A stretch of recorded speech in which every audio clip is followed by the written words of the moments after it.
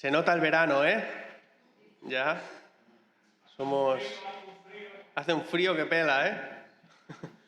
Bueno, pues vamos a ser poquitos esta mañana y bueno, también es bueno y necesario romper con la rutina y si es posible, pues salir fuera también es bueno, ¿eh? Mentalmente, uno lo nota simplemente saliendo de la gran ciudad. Pues yo siempre le digo a Eliana, cuando salimos con el coche, solo que salimos ya de Moncada, la sensación ya es otra, ¿no? Entonces, o sea que es bueno salir de nuestro ambiente y de nuestra rutina. Pues vamos a iniciar, como siempre acostumbramos a hacer, compartiendo la palabra de Dios, que es lo más importante, porque hay un Dios que sigue siendo vivo y sigue hablando, ¿no? Si fuera simplemente una religión, pues la verdad no tendría mucho sentido más allá de su riqueza filosófica, pero nosotros creemos que detrás de la Escritura hay un Dios que vive y que sigue hablando y que tiene un mensaje que es relevante para nosotros. Así que vamos a pedir a Dios que sea Él el que nos hable, no sea simplemente por una voz humana. Padre, te pido que tú nos bendigas, que tú escuches el clamor de nuestros corazones, la necesidad que hay real dentro de ellos y que nos permitas responder a tu palabra de una forma auténtica, espiritual y que eso cambie nuestras vidas para siempre. En el nombre de Jesús, amén. Bueno, hoy vamos a hablar sobre el llamado de Dios. No sé cuántos de los que estáis aquí habéis sido llamados por Dios o habéis sentido que Dios os llamaba en algún momento en vuestra vida. Y para ello vamos a ir a un texto que es un texto muy, muy interesante. Se encuentra en el primer libro de Samuel, capítulo 3, y tiene que ver en cómo ese niño, el niño Samuel, fue llamado por Dios. Entonces, 1 Samuel, capítulo 3, vamos a leer de los versículos del 1 al 10. Ya sabéis que le estoy dando vueltas a este libro. Después de que saltamos de jueces, pasamos por Ruth y ahora nos encontramos en el primer, al último juez de Israel y sacerdote previo al primer rey de Israel, que sería Saúl. Pero ahí era un niño. Y no sé, ¿os acordáis qué quiere decir Samuel? ¿Qué quería decir la palabra Samuel? ¿Cómo? ¿Es regalo de Dios? Dios oye. Dios oye, aunque fue un regalo de Dios también para Ana. ¿Por qué Ana puso ese nombre a Samuel? Porque si os acordáis, Ana, que era esposa de un hombre llamado Elcana, pues lo pasaba mal porque ella no podía tener hijos. Y en una ocasión ella lloraba amargamente, lloraba dentro del templo de Dios. Aquí lo define como templo, aunque no existía en sí una estructura arquitectónica aún, pero ya en la palabra lo llama el templo de Dios, que es donde estaba el lugar santísimo, donde estaba el arca, etc. Y ella lloraba. Y Dios vio cómo lloraba y le concedió lo que ella pedía, que era tener un hijo. Y como agradecimiento a Dios, pues le puso el nombre Samuel, Dios oye. Y seguramente Ana le explicó muchas veces, siendo pequeño al niño, que él vino porque Dios escuchó su clamor. Y esta enseñanza la tenemos que aprender también, y es que ahora estamos en un punto distinto. Samuel tenía que aprender no solamente lo que ya ha aprendido por parte de su madre, que es que Dios oye, sino que también Dios habla. Y eso es lo que Samuel tenía que aprender. Nosotros también, las personas en el mundo, pasamos dificultades, pasamos momentos de angustia fuertes,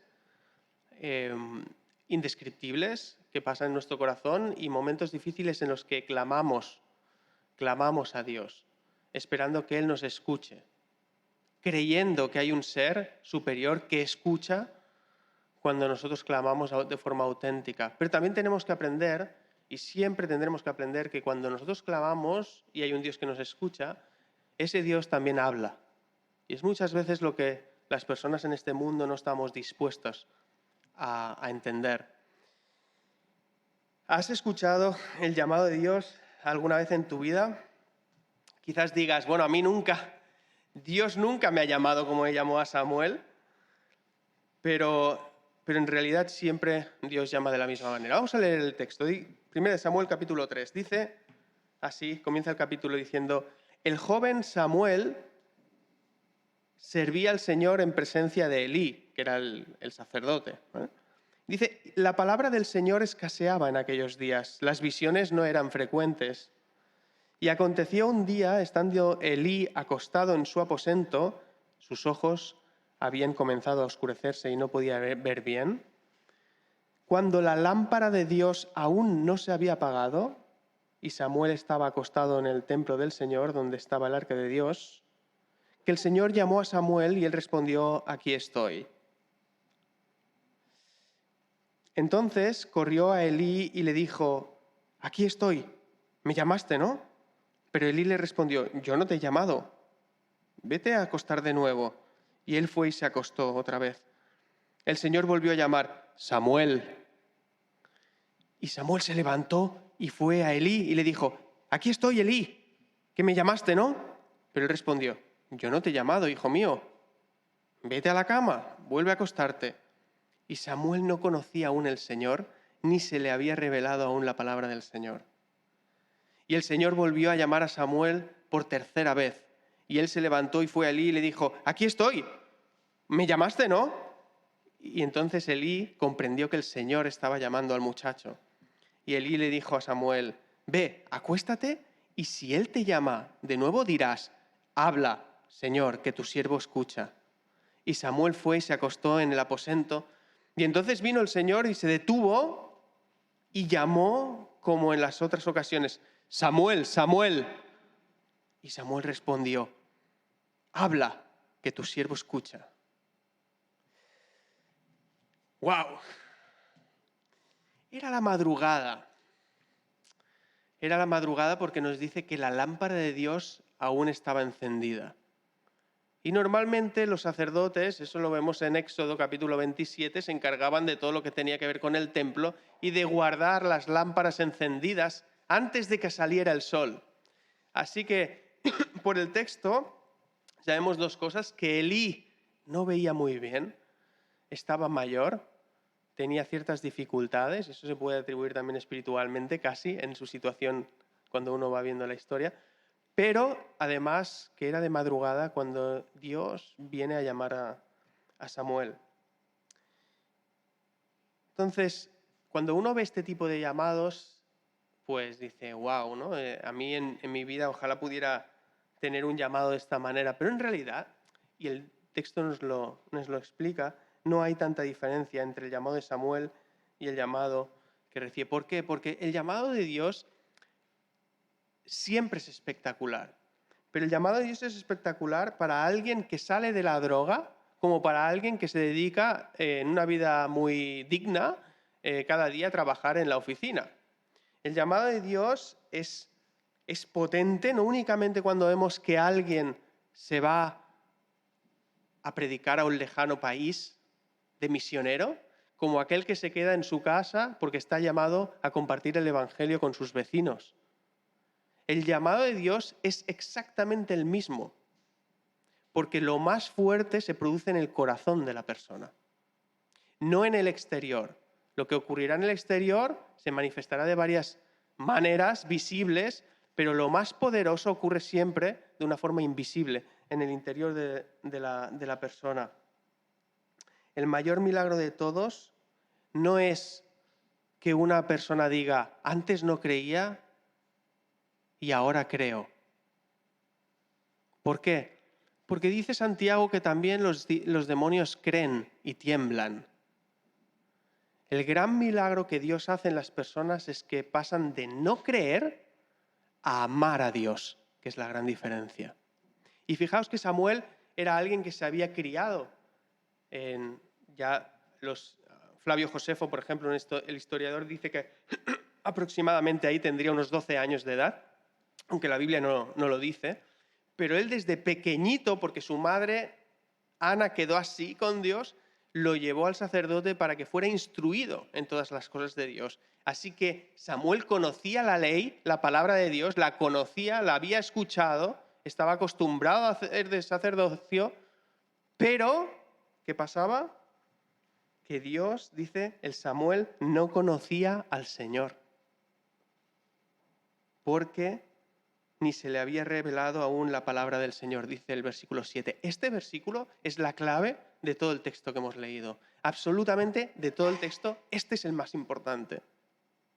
Porque uno puede estar en la iglesia toda su vida, puede ser criado, puede ser crecido en la iglesia, puede conocer lo que sea, incluso litúrgicamente en el mundo, cualquier cosa, cualquier religión, pero no conoce a Dios si Dios no se revela a él. ¿Y cómo lo hace? Dice, porque ni se le había revelado, porque aún Dios no le había hablado al oído o con voz audible o de esta manera. Dice, no, porque aún no se le había revelado la palabra del Señor, que es así como Dios se da a conocer. Y esta es una profunda enseñanza, nos dice dos cosas, básicamente. Una, nadie nace conociendo a Dios. Absolutamente nadie. O lo que es lo mismo, todos nacemos ignorando a Dios. Y incluso como da igual tu conocimiento filosófico, lo mucho que hayas leído, lo mucho que hayas estudiado, lo mucho que hayas escrito, nadie nace conociendo a Dios. Y en segundo lugar, para conocer a Dios es necesario que Él actúe, que Él tenga una acción por su parte para darnos a conocer la verdad. Dice la Real Academia de la Lengua cómo define la palabra revelar, ¿no? Una de las acepciones es manifestación de una verdad secreta u oculta. Es decir, lo que hace Dios es manifestarnos, enseñarnos, hacernos evidente algo que estaba oculto. Y en la carta de Pablo, y me encanta este versículo que he estado leyendo esta semana, en la carta de Pablo a la iglesia en Tesalónica, en la parte inicial, en la introducción, dice lo siguiente, dice, sabemos que Dios os escogió porque nuestro evangelio os llegó no solo con palabras, dice, sino también con poder, es decir, con el Espíritu Santo y con profunda convicción. El evangelio es un mensaje que, a diferencia de cualquier otro, no llega únicamente con palabras, sino que llega con poder. Todos los mensajes llegan con palabras, pero no todos llegan con poder. Y dice, con el Espíritu Santo y con profunda convicción. A veces, según qué versión nos da a entender más, y vinimos a vosotros con toda manifestación y poder en el Espíritu Santo, y uno piensa haciendo milagros, etc. No. Primero, la primera evidencia de que realmente sabemos que Dios os escogió. ¿Por qué? Por la reacción que hubo en vosotros al escuchar la palabra de Dios. Por la transformación, porque se manifestó el poder de Dios en vosotros en plena convicción de fe en aquello que habíais recibido. Así se expresa el poder de Dios en un primer lugar, de forma más poderosa, ¿no? En mi trabajo tengo la ocasión de escuchar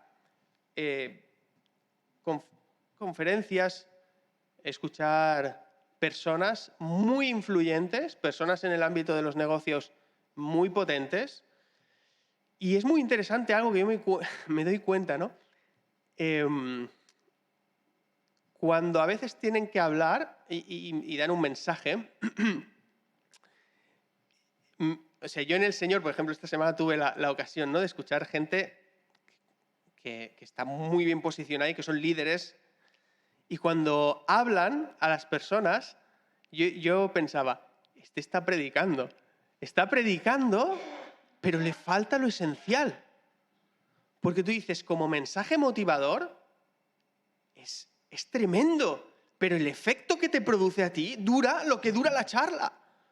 Porque cuando termina, sí que te queda un buen sabor de boca y dices, wow, muy bien, pero termina y no ha cambiado nada en tu vida. Absolutamente nada. llega en palabras, pero ya está. No hay nada más. Yo no digo que los seres humanos no tengamos la capacidad de hablar y que las personas se emocionen. Claro que la tenemos. Podemos hacer discursos, podemos compartir cosas y que, si lo queréis, el corazón de las personas sea tocado de alguna manera. Pero el mensaje de Dios es distinto porque el mensaje de Dios no solo puede tocar tu corazón, sino que además tiene la capacidad de cambiar el centro de gravedad de tu vida. Y eso es lo que no he visto jamás en ningún otro mensaje. ¿Y qué quiere decir cambiar el centro de gravedad de tu vida? Que tú dejas de ser el centro de tu vida. ¿Y cómo puede ser? Pues es porque Dios, siendo el centro de todas las cosas, se hace hombre, no estima igual a ser a Dios, no se aferra a que es Dios para demostrar que es el centro, sino al revés.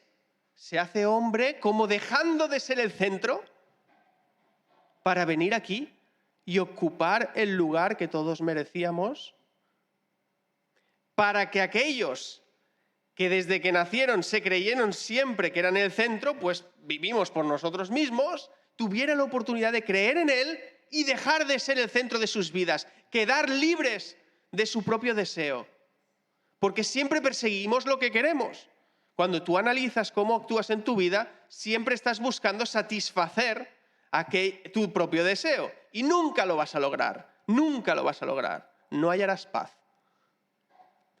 Y por medio del poder de Dios, cambia el centro de la gravedad de tu vida de manera que ahora, en mi vida, el centro es Cristo. Por eso también hay batalla interna en nuestros corazones.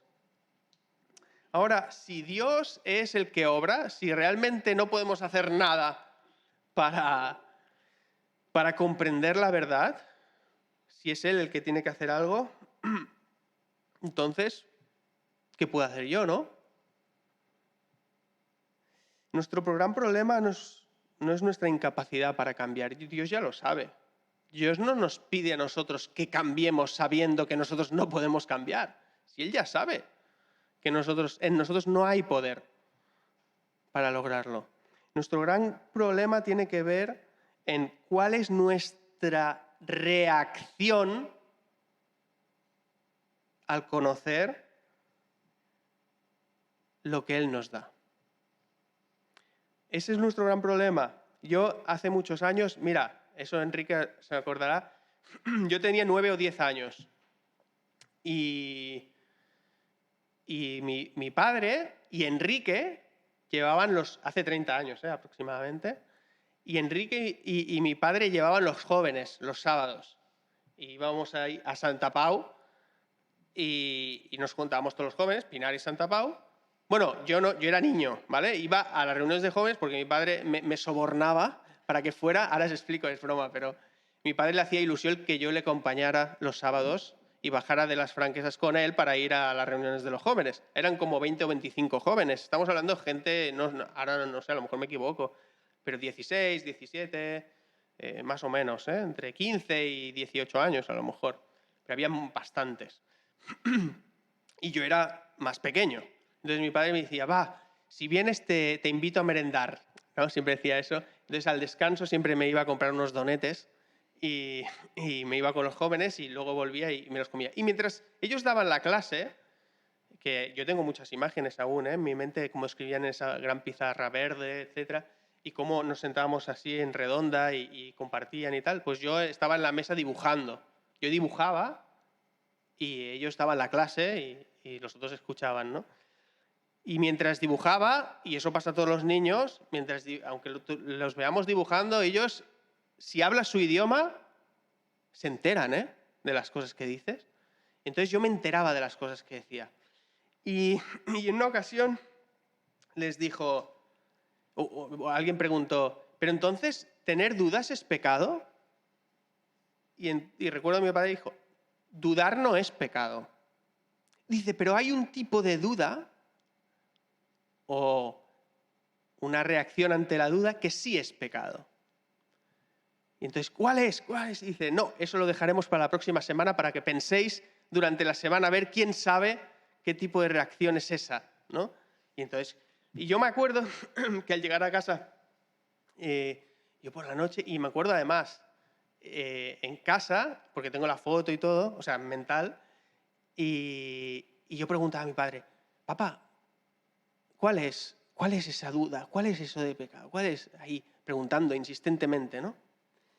Y al final me vino a decir, la duda es pecado cuando ante ella abandonamos el interés por conocer la verdad.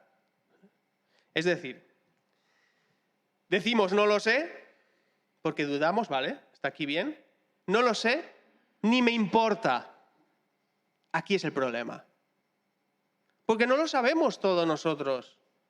Y Dios ya lo sabe. Dios no te pide a ti que sepas todas las cosas, porque Él ya sabe que nosotros no sabemos. Pero el problema es, ¿cuál es la actitud después? No lo sé, pero me da igual. Este es el problema. ¿Por qué?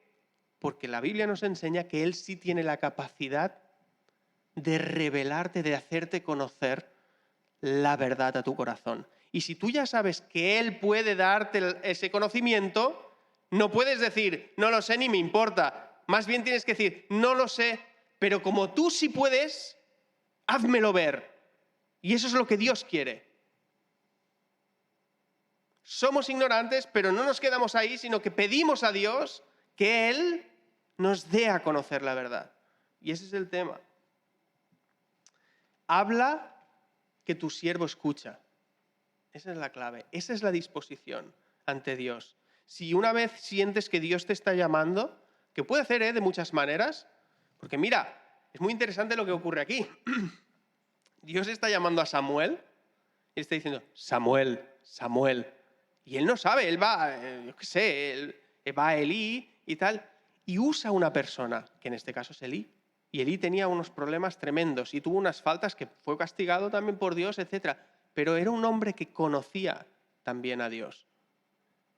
Y le dijo, cuando te vuelva a llamar, esta sea tu respuesta.